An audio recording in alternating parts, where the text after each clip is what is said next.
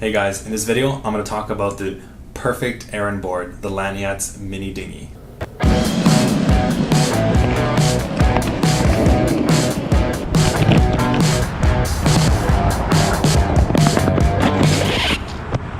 Not easy to ride over streetcar tracks. So I've been skateboarding, doing tricks and stuff for over 10 years. That's a long time. I've always fantasized about getting a mini cruiser, but I was really cheap. I didn't want to spend more money. I thought that a regular skateboard would be sufficient. It's good enough. But after falling on small cracks and hitting small pebbles and stuff on the sidewalk, I was like, enough is enough. I think I'm gonna go out and try getting one of these. And at the end of the day, it was a really good idea. This thing is amazing. It feels completely different than riding a regular trick board.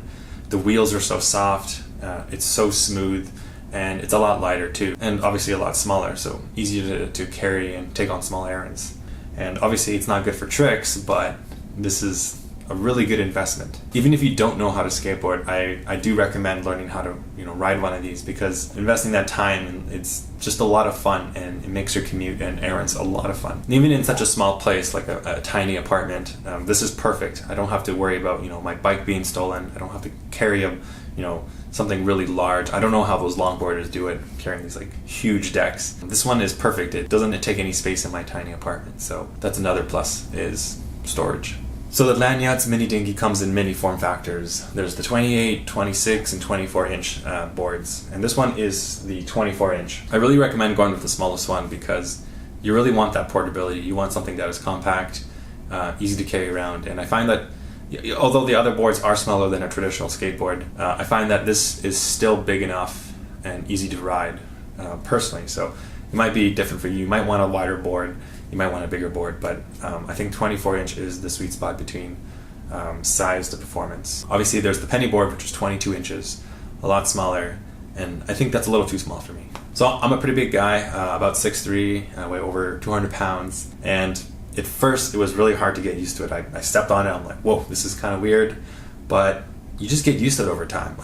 After 4 or 5 rides, this thing feels natural for me. It actually feels really big, so I probably could go down to 22 inches, but they don't make it 22 inches, and I really don't want a plastic Pennyboard. So for the bearings, I noticed that when I first got the board, it was brand new, and it didn't feel like it was smooth. It wasn't going really fast, but over time the bearings broke in, and I find that they are now a lot smoother, and basically you can roll longer on them. The wheels are 60 millimeters, and they're rated at 78 durometer, which basically means they're really soft and perfect for rough terrain sidewalks. This thing can ride over lots of bumps. I'm really impressed, even with the 60 millimeter size of the wheel. I'm just surprised that it can just go over bumps and cracks easier than an actual skateboard with bigger wheels. I think it's just how nimble this thing is, and turning, the trucks are great, but I think their trucks are a little bit too heavy. Unfortunately, the negative to that is that the board it seems a little bit heavier for its size than it needs to be. So the only modification I did to this board was add some tiny risers, and these are made of a very rubber surface, so they're called Indie shock pads, and I suspect that they help with some of the vibrations on the road and give you a little bit of a smoother ride. One little benefit to having risers that are made of rubber, kind of like shock absorbers, is that it prevents the hardware, so basically the nuts and bolts connecting the trucks, it basically prevents it from vibrating too much, and this will help you keep the connection of the truck to the board really tight for longer. You'll still need to tighten it every once a year or something like that. I don't think it's necessary to have this, but so compared to the 26 inch, which I did show in this video, I still prefer the 24 inch. I think it's the portability and the smallness of this outweighs the added stability of the 26 inch deck. Now, if you are new to skateboarding, I do recommend going with a bigger board. I think it's going to make it easier for you. So a 28 to 26 inch is good, and if you master that, you can just go down to the 24 or 22 inches. And I really do prefer the Landyachtz over the Pennyboard. First of all, this is made of wood and has grip tape by default, so it just makes for an easier ride. I like that the wood is a little bit flexy. It's a little too flexy for my liking, but not as flexy as the plastic. And I think it's more durable. It's gonna last longer. So at 150 bucks in Canada with tax, I got this on sale.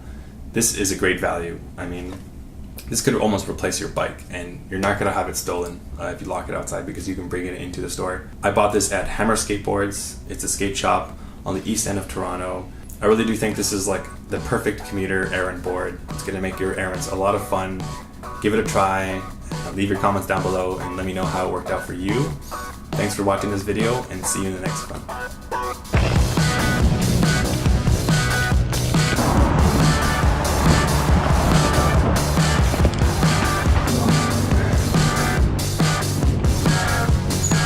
Can I get the sausage and egg McMuffin?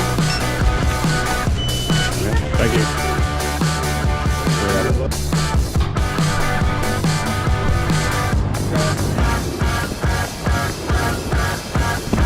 It is so cold outside. Gotta hang on this coffee.